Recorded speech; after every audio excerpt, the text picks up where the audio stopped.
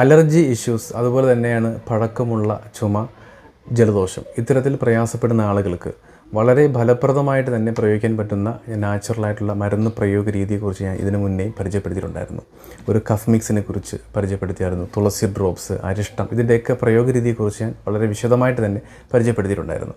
പലരും കഴിച്ച് നല്ല മാറ്റവും വന്നിട്ടുണ്ട്. എന്നാൽ ഒരുപാട് പഴകിയ കേസാണെന്നുണ്ടെങ്കിൽ, ഒത്തിരി വർഷ പഴക്കമുണ്ട്, സ്കിന്നിലുണ്ടാകുന്ന അലർജി, ഈ ജലദോഷം തുടർച്ചയായിട്ട് ഇങ്ങനെ വന്നുകൊണ്ടിരിക്കുന്ന ജലദോഷം, ഇങ്ങനെയൊക്കെ പ്രയാസപ്പെടുന്ന ആളുകൾക്ക് വളരെ ഫലപ്രദമായിട്ട് പ്രയോഗിക്കാൻ പറ്റുന്ന മറ്റൊരു മരുന്ന് കൂടിയാണ് ഈ പറഞ്ഞ ബ്ലാക്ക് സീഡിൻ്റെ ഓയിൽ. കഴിക്കേണ്ട വിധമെന്ന് പറയുന്നത്, രാവിലെ വെറും വയറ്റിൽ ഒരു സ്പൂൺ മഞ്ഞൾപ്പൊടി എടുക്കണം.